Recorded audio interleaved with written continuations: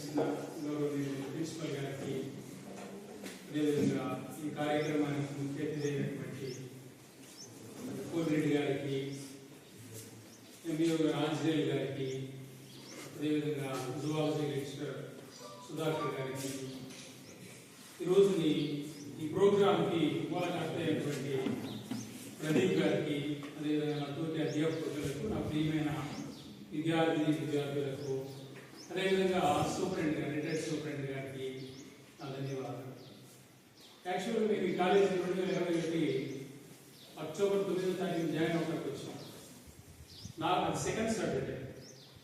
Principal గారికి phone చేస్తే నా కోసం ఎదురు చూస్తూ ఉన్నారు. అరౌండ్ 1 o'clock దాటిపోయింది. నేను 2 సార్లు నేను ఉంటాను. యాక్చువల్గా ఆ సెలవు అంటే ఊరు వెళ్తాను.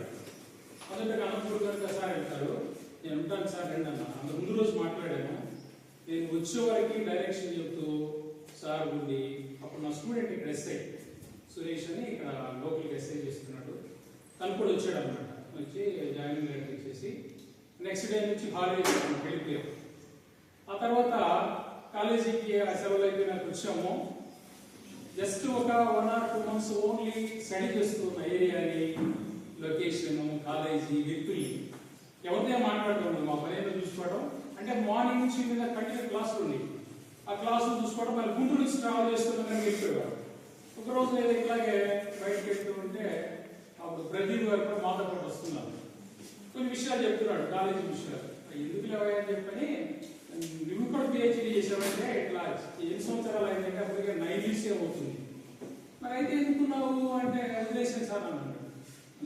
అంటే ఎవరు గైడ్ ఎవరు ఏంటంటే ఎదురు సార్ కోటిరెడ్డి గారు. కోటిరెడ్డి అని నాకు తెలుసు, మరి ఈ రోజు రాబడే రావు తెలిసి నీలో లోపం ఉంది అన్నాడు. ఇంత పరిచయం లేదు నాకు అప్పటికి. ఆయన అప్పుడు నీలో లోపం ఉంది, నేను మాట్లాడుతున్నాను సార్, నాకు ప్రాబ్లం అయిందేమో అన్నా. నేను అప్పుడు ఆంధ్ర యూనివర్సిటీ వైస్ ఛాన్సలర్ దగ్గర ప్రొఫెసర్ జి నాగేశ్వరరావు ఆయన దగ్గర నేను డాక్టరేట్ అయిపోయింది. నాకు తెలుసు గైడ్ పరిస్థితి, వాళ్ళకుండే బిజీ షెడ్యూల్, వాళ్ళ యొక్క స్కాలర్స్ ఎలా చూస్తారో కూడా తెలుసు. సో కోటిరెడ్డి గారు విషయం కూడా నాకు తెలుసు కనుక కొంత నేను మాట్లాడతాను. ఒకరోజు సార్ ఫోన్ చేశాను, సార్ తను వస్తే నేను ఎందుకు అవుతాను సార్, తను రాదు చెప్తున్నారు కదా సుధాకర్ గారు, తను రావడమే కష్టం సార్, వచ్చినా ఒక 2-3 hours ఉంటారు, మరి మీకు తెలుసు కదా మీరు చేసే కదా మీరు చెప్పండి, ఎక్కడికైనా కొద్దిగా అలర్ట్ చేయండి అని అన్నారు.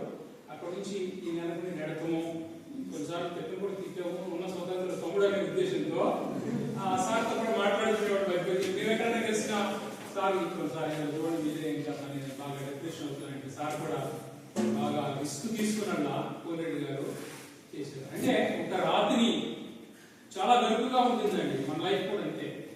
ఒక శిల్పంగా చెక్కాలంటే అది ఎవరు చేయగలరంటే నేర్పరైన శిల్పి మాత్రమే దాన్ని ఉపయోగపడేలాగా చేయగలరు. ఈరోజు ప్రతిభ పుస్తకం రాసి దాన్ని బయట తీసుకొచ్చిన దానికంటే తను వెనక సిద్ధపరిచిన వ్యక్తులు కొంతమంది ఉన్నారు. ఆ వ్యక్తుల్లో మొదటిగా నేను మన ప్రిన్సిపల్ గారికి ఆ ప్రయారిటీ ఇస్తాను. ఎందుకంటే అందరికీ ప్రిన్సిపల్ గారి లేకపోతే నేను ప్రిన్సిపల్ గారికి పోషన్ ఇస్తున్నానని కాదు, ఆయన సౌమ్యత, యాక్చువల్గా వైస్ ప్రిన్సిపల్ క్యాడర్లో అంతా చూసుకోవాలి కాలేజీలో ఎక్కడున్నా కానీ. సో చూసుకున్నా చూసుకోకపోయినా ఆయన ఏ రోజుని కోపంతో మాట్లాడటం కానీ ప్రదీప్ జీ చేయండి అంటారు కానీ పొరపాటు ఏమన్నారు. ఈ పుస్తకం రాయడానికి అంత సహాయ సహకారాలు మరి ప్రిన్సిపల్ గారు అందించారు. రెండవదిగా ఈ పుస్తకం రాయడానికి ఇన్స్పిరేషన్ కానీ దానికి సంబంధించిన బ్యాక్గ్రౌండ్ మొత్తం స్కేటర్ వర్క్ కానీ లేదా దానిలో ఉన్న థీమ్ కానీ కోటిరెడ్డి గారు ఎంతో తనలో ఉన్న టాలెంట్ బయట తీసుకొచ్చారు. మీ అందరికీ సో ఎవరెవరు ఏంటనేది మాకు గమనిస్తూ ఉంటాం, వాళ్ళ కొద్దిగా స్ట్రెచ్ చేస్తూ ఉంటాం, లేకపోతే తిడుతూ ఉంటాం, కొన్నిసార్లు ఇంపై దెబ్బేస్తాం స్వతంత్రంతో, వాళ్ళ వాటేసుకుని ఇది చేస్తూ ఉంటాం. కారణం ఏంటంటే మీ టాలెంట్ని బయటకు తీసుకొచ్చి that talent can be utilise for the society or for the sake of society. So ఒక విద్యార్థి అనే వ్యక్తి, ఎవరైనా ఒక టీచర్ అనే వ్యక్తి ఒక విద్యార్థిని ఆ విధంగా సిద్ధపరచగలిగితే సమాజం ఏమవుతుందంటే చైతన్యవంతం అవుతుంది. ఆ చైతన్యవంతం అవడం వలన మొదటిగా ఆ వ్యక్తికి, ఆ ఇంటికి, ఆ వీధికి, ఆ ఆ ఊరికి, తర్వాత లేకపోతే ఆ జిల్లాకి అది వ్యాప్తి చెందుతూ ఉంటుంది. ఒక సాధారణమైన పేద విద్యార్థి కుటుంబం. సో ఎక్కడో గ్రామం, అక్కడ నుంచి అంచెలంచెలుగా తను చదువుకుంటూ తన టాలెంట్ వీటన్నిటికీ దేవుని కృప, దేవుని సహాయం లేకపోతే ఎన్ని టాలెంట్ ఉన్నా, ఎంత తోపు అయినా కానీ, తోపు అంటే బాగా ఏదన్నట్టుగా ఏముంది. సో జనరల్ యూనివర్సిటీలో కోరెడ్డి గారికి తెలుసు, తోపు అని పిలుస్తూ ఉంటారు. ఎందుకు పిలుస్తామంటే వాళ్ళు అంత ఎక్స్పర్ట్స్ అన్నమాట దాంట్లో. దేనిలో ఏది అడిగినా కానీ నాకు తెలియదు అన్నారు. సో అందుకని కోరెడ్డి గారు ఎంతో సహాయ సహకారాలు అందించారు.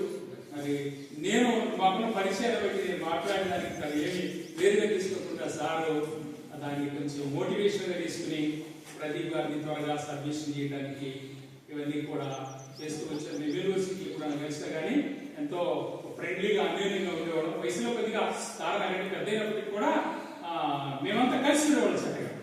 సో దాన్ని బట్టి కోరెడ్డి గారికి కూడా ధన్యవాదాలు చెప్తున్నాం. ఈ విధంగా ఈరోజు కలిసి ఒక ప్లాట్ఫామ్ మీద చేయడానికి ఆంజనేయుల గారి గురించి కానీ మరి చెప్పాలంటే ఎంత సామ్యత అంటే ఏ విషయం అయినా సరే ఎస్ అంతే. భోజనాలు పెడుతున్న పిల్లలకి, పేద విద్యార్థులకి సరే సంగతి అన్నాం. ఇమీడియట్లీ సార్ ఇయే కాదు, నెక్స్ట్ ఇయర్ పెట్టినా సరే నెక్స్ట్ ఇయర్ మొత్తానికి రైస్ నేను సప్లై చేస్తాను అన్నా. అంటే ఆ ఉదాహరణ సొసైటీలో అందరూ పెట్టలేరు. సో ఉన్నదానిలోనే పేద విద్యార్థులకు కూడా సహాయం చేయాలని, ఎవరు ఇక్కడ మమ్మల్ని ఎందుకు తీసుకొచ్చారో మాకు తెలియదు.